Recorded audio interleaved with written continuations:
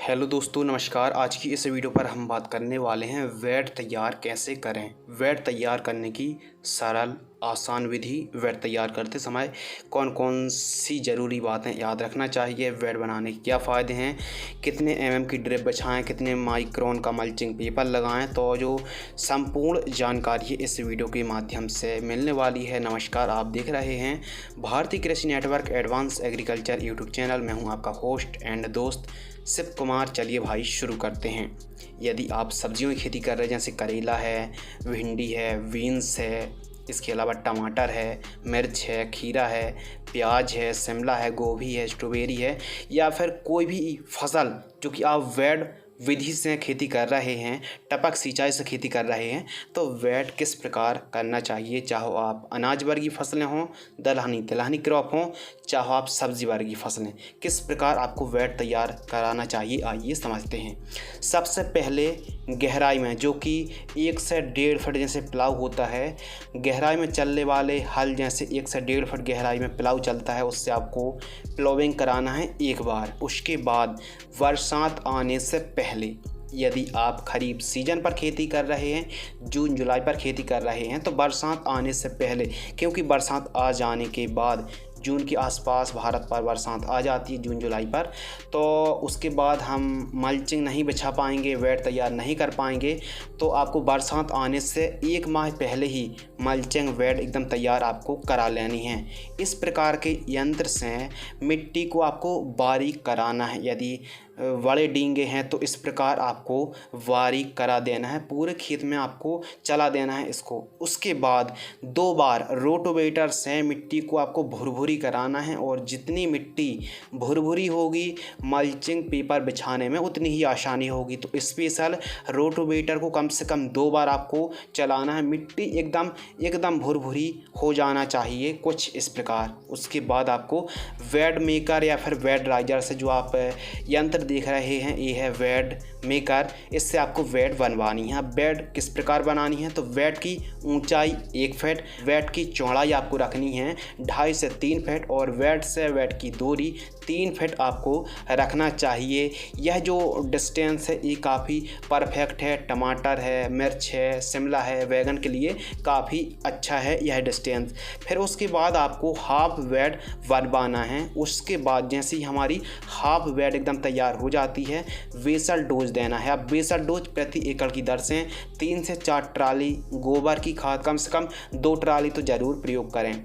इसके अलावा एसएसपी, जो दानेदार फार्म वाली आती, सिंगल सुपर फास्फेट उर्वरक खाद 50 kilogram, DAP 50 kilogram, MOP muriate of potash 25 kilogram, और यदि दीमक की समस्या देखने के लिए मिलती है तो रीजेंट फिप्रोनिल 0.3% 10 किलोग्राम। इन सभी को मिक्स करके वैट के ऊपर आपको देकर एक बार फिर वैट तैयार कराना है। उसके बाद क्या होगा कि ऊपरी जो हिस्सा होता है, ऊपरी जो सतह होती है, वो उठी रहेगी। उसको मोल्ड कराने के लिए डमरू को आपको चलाना है, जिससे एकदम फ्लैट हो जाए, एकदम मोल्ड हो जाए, और हमको मल्चिंग बिछाने में आसानी हो। इस प्रकार हमको वैट तैयार करना है। वैट बनाने के क्या फ़ायदे हैं? सबसे जो बड़ा फ़ायदा है कि जल का भराव नहीं होता। बरसात हो जाती है तो हमको हमारी फसल को कोई नुकसान नहीं पहुंचता है। इसके अलावा जड़ों का विकास काफ़ी शानदार तरीके से होता है, और उपजाऊपन वृद्धि बढ़ती है, उपज ज़्यादा से ज़्यादा प्राप्त होती है। यह फ़ायदा सबसे बड़े फ़ायदे हैं। इसके अलावा आपको ड्रिप बिछानी है। ड्रिप आपको 16 mm इनलाइन बिछानी है, जो कि सब्जियों पर काफ़ी अच्छी है। 16 mm इनलाइन ड्रिप एरीगेशन को आप बिछा सकते हैं। उसके बाद मल्चिंग पेपर को आपको बिछाना है। मल्चिंग पेपर ऊपरी साइड जो सिल्वर होता है और निचली साइड ब्लैक रहता है, काला रहता है। मल्चिंग पेपर को 25 जो माइक्रोन का मल्चिंग पेपर आता है किसी अच्छी कंपनी का, 25 माइक्रोन का मल्चिंग आपको पेपर बिछाना चाहिए। मल्चिंग पेपर पर 2 इंची होल्स करना है, और जब भी आपको प्लांटेशन करना है 2-3 दिन पहले से ही आपको ड्रिप सिंचाई से फील्ड पर एकदम नमी बनाकर रखना है, और उसके बाद आपको प्लांटेशन कर देना है, रोपाई कर देना है। लेकिन बरसात आने से पहले पहले तक आपको यह काम कर लेना है। यदि बरसात आ जाती है तो खेत पर ट्रैक्टर नहीं चल पाएंगे, वैड नहीं बन पाएगी, काफ़ी लंबी प्रोसेस हो जाती है। तो बरसात आने से पहले, मानसून आने से पहले हमको वैड तैयार करा लेना है, मल्चिंग पेपर और ड्रिप को एकदम बिछा देना है। अब देखिए, ध्यान से सुनिए, मल्चिंग पेपर का जो खर्च है 12 से 14 हज़ार रुपये, यदि 25 माइक्रोन का मल्चिंग पेपर लगाते हैं किसी अच्छी कंपनी का तो 12 हज़ार से 14 हज़ार रुपये खर्च आएगा। ड्रिप यदि आप फर्स्ट ईयर कर रहे हैं तो ड्रिप का पूरा खर्च आएगा 40 से 45 हज़ार रुपये। इसके अलावा जो वेड राइजर है, जो हम वेड तैयार कर रहे हैं, ये है वेड राइजर, कम से कम 2-3 घंटे तो 1 एकड़ में लग ही जाएगा। तो आपको वेड राइजर से 2-3 घंटे का टाइम लगने वाला है। आप देख सकते हैं क्या रेट आपके आसपास चल रहा है। इसके अलावा गोबर की खाद 700-800 रुपये की ट्रॉली आ जाती है। 2 ट्रॉली तो कम से कम पूरे खेत में बिखेरना है, वेड के ऊपर देना है। इससे उपजाऊपन में वृद्धि होती है, फसल हरी भरी रहती है। बेसल डोज के रूप में गोबर की खाद जरूर प्रयोग करना है। 1600-1700 रुपये की 2 ट्रॉली गोबर की खाद बड़े ही आसानी से आ जाएगी। 1 बोरी DAP 1200 से 1300 रुपये। सिंगल सुपर फास्फेट उर्वरक खाद जो दानेदार है 300 रुपये की एक बैग आ जाता 50 किलोग्राम का। MOP म्यूरेट ऑफ पोटास 300-400 रुपये, जो हमने क्वांटिटी बताई है 25 किलोग्राम। इसके अलावा रीजेंट, यदि दीमक की रोकथाम करना चाहते हैं, दीमक का प्रकोप होता है तो 10 किलोग्राम 500 से 600 रुपये के आसपास।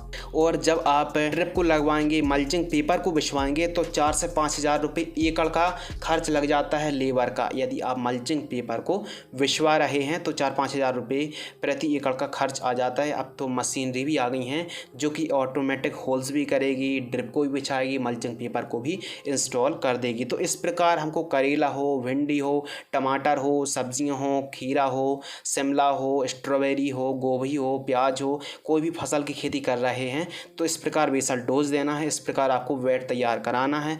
वेड तैयार करने का सबसे बड़ा जो फ़ायदा होता है कि पौधे की जो जड़ें हैं, रेशेदार जड़ों का विकास बहुत ही ज़्यादा होता है। जो मूसली जड़ें होती हैं, रेशेदार जड़ें होती हैं, द्वितीयक तृतीयक जड़ें होती हैं, उनका विकास काफ़ी अच्छे तरीके से होता है। मल्चिंग पेपर बिछाने से खरपतवार नहीं उगते हैं और काफ़ी कई प्रकार के फ़ायदे होते हैं। इसके अलावा जो किरणें होती हैं, सूरज की किरणें होती हैं, वो रिफ्लेक्ट करती हैं तो उससे भी काफ़ी बड़ा फ़ायदा होता है, जड़ों का और तेज़ी से विकास होने लगता है।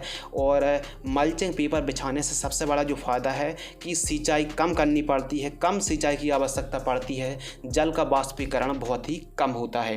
तो मल्चिंग पेपर बिछाने से खरपतवार भी नहीं उगते हैं, पानी का वाष्पीकरण भी कम होता है एवं टपक सिंचाई, ड्रिप लगाने से खाद देने पर आसानी होती है, सिंचाई करने में आसानी होती है। तो कई प्रकार के फ़ायदे होते हैं। यदि आप वेड विधि से खेती कर रहे हैं तो दोनों वेडों के बीच में यदि खरपतवार भी उग जाता है तो मजदूरों की सहायता से खेत से खरपतवार को बाहर कर दीजिए, या फिर जैसे ग्लाइफोसेट आती है उसको भी जुगाड़ लगाकर, फसल पर पड़ना नहीं चाहिए जो घोल है, तो आप दोनों वेड के बीच में भी खरपतवार नाशक का स्प्रे करके खरपतवार से नियंत्रण कंट्रोल पा सकते हैं। तो इस प्रकार यदि खरीफ सीजन पर खेती कर रहे हैं, बरसाती दिनों पर सब्जियों की खेती कर रहे हैं, फसलों की खेती कर रहे हैं, तो एक बात याद रखना है, मानसून आने से पहले ही आपको कुछ इस प्रकार खेत की तैयारी करा लेना है। एवं जब आपको प्लांटेशन करना हो जून जुलाई अगस्त महीने पर, आप मल्चिंग पेपर पर होल्स करके प्रॉपर आप प्लांटेशन कर दीजिए। समय समय पर ड्रेंचिंग, खाद का शेड्यूल, स्प्रे शेड्यूल चलाइए, काफ़ी अच्छी कमाई आप कर पाएंगे। उम्मीद करते हैं इस वीडियो से कुछ नया,